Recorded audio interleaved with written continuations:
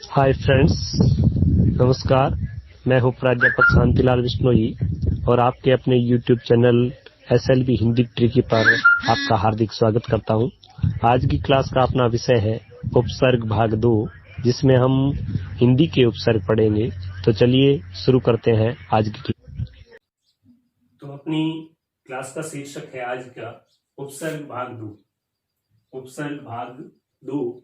तो उपसर्ग की हमने परिभाषा पढ़ी थी। वो परिभाषा कुछ यूं थी कि वे शब्दांश जो किसी मूल शब्द से पहले लगकर उसके अर्थ को क्या कर रहे थे, परिवर्तित कर रहे थे। परिवर्तित करने के बाद कोई नया अर्थ देते थे, उन्हें अपन क्या कहते हैं, उपसर्ग। कहने का आशय यह है कि वे शब्दांश जो किसी मूल शब्द के आगे लगकर उसके अर्थ को परिवर्तित करके कोई नया अर्थ प्रदान करते हैं, उन्हें हम कहते हैं उपसर्ग। उपसर्ग के प्रकार के अंतर्गत हमने पढ़ा था संस्कृत के उपसर्ग, ये इनके उपसर्ग के प्रकार है।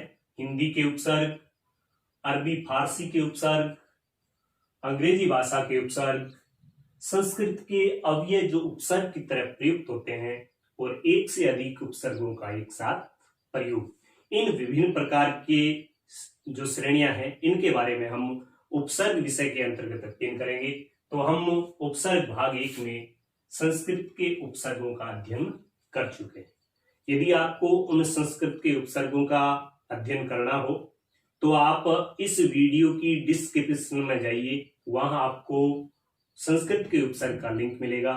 आज की क्लास में हम पढ़ेंगे हिंदी के उपसर्ग। हिंदी के उपसर्ग और अरबी फारसी के उपसर्ग, ये हम पढ़ेंगे भाग 2 में। ये पढ़ा था हमने भाग 1 में। तो देखिए, हिंदी के उपसर्ग में अ, अन या अध, इस प्रकार इस पार्ट में जितने भी उपसर्ग यहाँ पे दर्शा रखे हैं वो हिंदी के उपसर्ग है।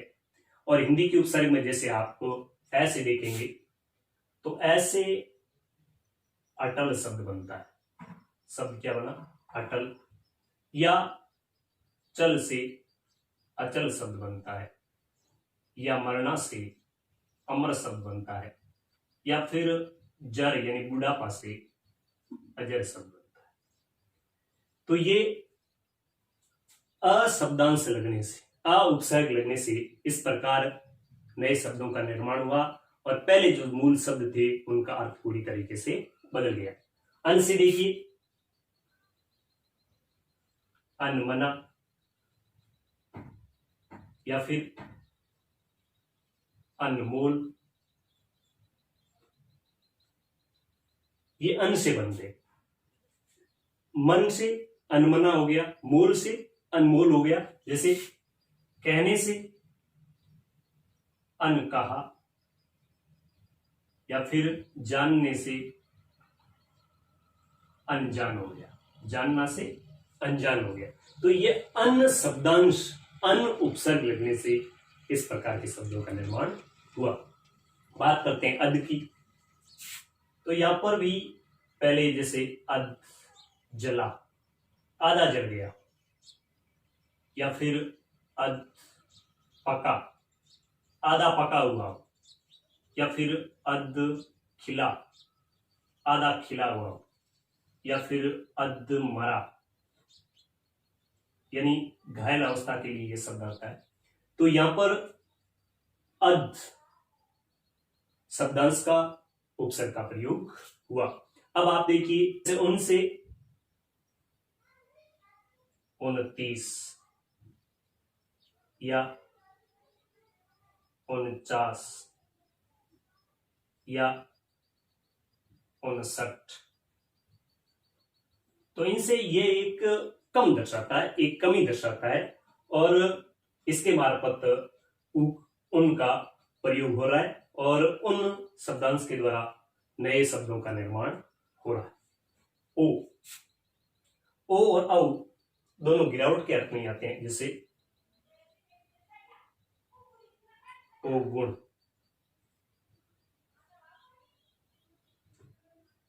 ओ घड़।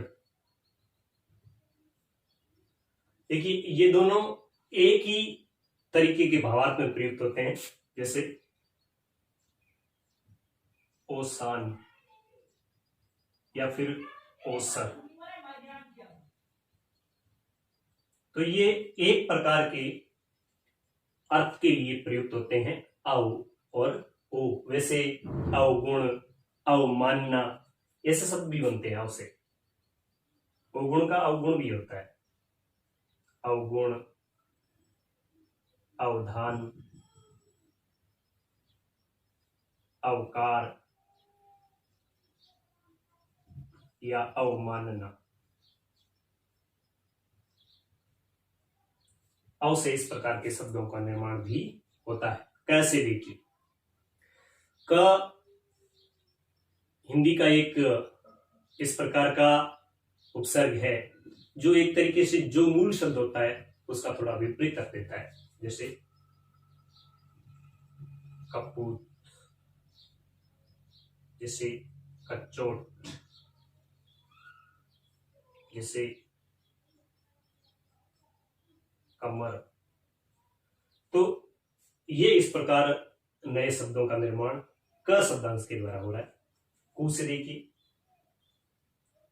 कुपुत्र, पुत्र मूल शब्द से पहले लगा। कुचाल, चाल से पहले लगा।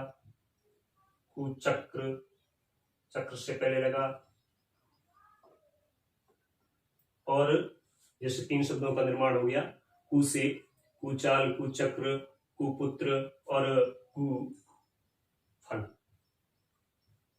तो ये कु शब्दांश के द्वारा नए शब्दों का निर्माण हो रहा है। अब देखिए आप चौ, चौ से चौमासा हो जाएगा, या फिर चौराहा हो जाएगा, या फिर चौरस हो जाएगा, तो या फिर चौतरफा हो जाएगा। तो ये इस प्रकार चौ शब्दांश के द्वारा नए शब्दों का निर्माण हो रहा है। अब दू से देखिए आप, दुबला या फिर दुफला। तो यहां पे देखिए फल, फल या फिर बल, इनसे नए शब्दों का निर्माण हो रहा है। और उपसर्ग क्या लग रहा है, दु। जैसे दुकाल, या काल शब्द है वो समय के अर्थ में आता है। जैसे पहिए की बात करें तो दुपहिया। तो यहां पर दु का प्रयोग हो रहा। अब उपसर्ग है बिन। अब बिन से भी कई शब्दों का निर्माण होता है, जैसे बिन ब्याह, या बिन जाने, या फिर बिन कहे। तो बिन अभाव या कमी का सूचक है, और इस प्रकार बिन शब्दांश के द्वारा भी नए शब्दों का निर्माण होता है, और पहले जो मूल शब्द था उसका अर्थ परिवर्तित होता है। जैसे भर से देखिए, भरपूर, या फिर भर पेट, या फिर भर कम, या फिर भर सक, या फिर भरमार। तो इस प्रकार भर शब्दांश के द्वारा नए शब्दों का निर्माण हुआ है। स से देखिए, सपूत, सजल। यहां पे देखिए एक तो है जल शब्द, एक शब्द है पूत शब्द, और एक जैसे रस से है तो शब्द क्या बना, सरस। तो यहां पर स शब्दांश का प्रयोग हो रहा है। सु से देखिए, सुबोध, सुपुत्र। देखिए यहां पे पुत्र है, बोध है, और सु का प्रयोग हो रहा है। जैसे सुजान, सुडोल, तो यहाँ पर सु शब्दांश के द्वारा नए शब्दों का निर्माण हुआ और पहले जो मूल शब्द थे उनका अर्थ एक तरीके से बदल गया। जैसे एक शब्द हिंदी में सुकाल भी होता है, सुकाल, तो यहाँ पर काल का अर्थ समय है, अच्छे समय के लिए प्रयुक्त हुआ है। पर से देखिए पर प्लस उपकार से शब्द क्या बनता है, परोपकार भी बनता है। पर से नया शब्द बना, परोपकार बना। जैसे ही परलोक बन गया, पर लोक बन गया, उसी प्रकार पर सर्ग बन गया और पर हित बन गया। तो यहाँ पर शब्दांश या उपसर्ग का प्रयोग हुआ है। अब है नी यकीनन रूप से संस्कृत में भी आता है, नी हिंदी का भी उपसर्ग है। वहां पे तत्सम शब्दों का निर्माण करता है। यहाँ पर तद्भव के युग में भी आएगा और हिंदी तत्सम प्रधान भाषा है, तो तत्सम शब्दों के साथ भी नी का प्रयोग होता है और तद्भव के साथ भी नी का प्रयोग होता है। नी से लेगी नियोग, निडर, तो यहाँ पर डरने से, योग से, जैसे हिंदी के शब्दों की बात करें तो निकम्मा और निठल्ला, तो ये एक तरीके से हिंदी भाषा के अपने शब्द, उन शब्दों में काम में और एक तरीके से कोई काम करना तो नहीं करे तो निकम्मा और निठल्ला। तो यहाँ पर नी उपसर्ग का या नी शब्दांश का प्रयोग हुआ है और नए शब्दों का निर्माण हुआ है। तो ये कुछ प्रमुख हिंदी के उपसर्ग थे जिनका हमने यहाँ पर विस्तार से अध्ययन किया। और भी हिंदी के कई उपसर्ग होते हैं, उनका भी आप अध्ययन करें बारीकी से। एक बार यहाँ पर हिंदी के उपसर्गों का आपको अध्ययन करवाया गया। अब चलते हैं अरबी और फारसी के उपसर्ग।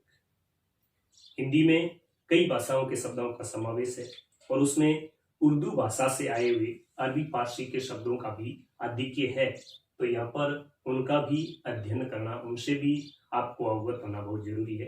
तो देखिए अल से शब्द बनता है अलबत्ता। अलबत्ता यहाँ पर अल क्या लगा है, उपसर्ग लगा है, अल शब्दांश लगा है। जैसे अल से एक शब्द होता है अलविदा, तो यहाँ पर विदा होने से पहले क्या लगा है अल, जैसे अल्फाज, तो यहाँ पर अल्फाज शब्द है उस शब्द के लिए आता है, जैसे अलगर्ज, तो यहाँ पर अल शब्दांश के द्वारा नए शब्दों का निर्माण हुआ। अब बे से देखिए आप, बेईमान, बेईमान से बेईमान हुआ, या फिर बेनकाब, नकाब शब्द से आगे बे लगा, बे नाम, या फिर बेचैन। तो इस प्रकार बे शब्दांश के द्वारा नए शब्दों का निर्माण हुआ। बा से देखिए आप, बा कायदा, बा कायदा, बा इज्जत,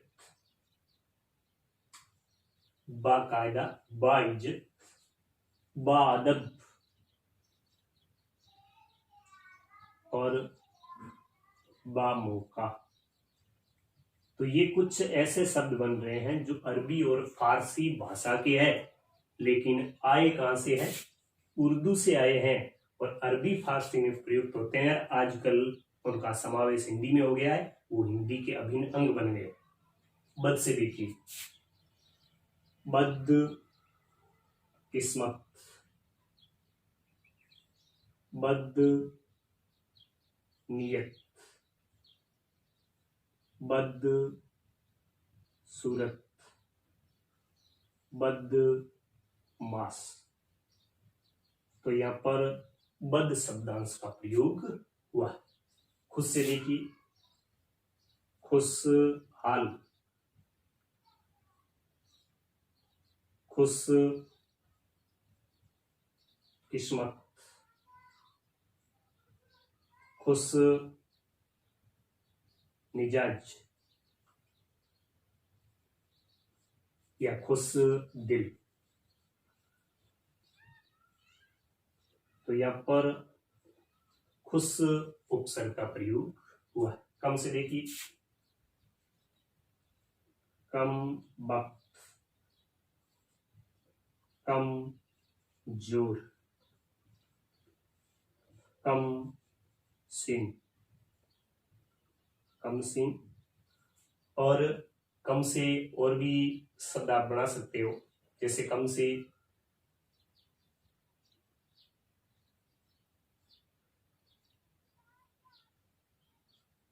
कम से कम का ही पढ़ रहे हैं। कम वक्त, कम जोर, कम सीन, या फिर आप कम जात शब्द होता है, कम जात। अब गैर से, गैर हाजिर,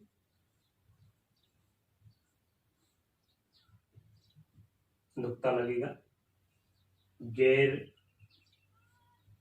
कानूनी या फिर गैर जिम्मेदार। तो यहाँ पर गैर का या गैर शब्दांश और उपसर्ग का प्रयोग हो रहा है। बिला, बिला बिना के ही जैसे अर्थ में आता है वैसे ही होता है। बिला वजह, बिला शक, या फिर बिला मौका, बिला।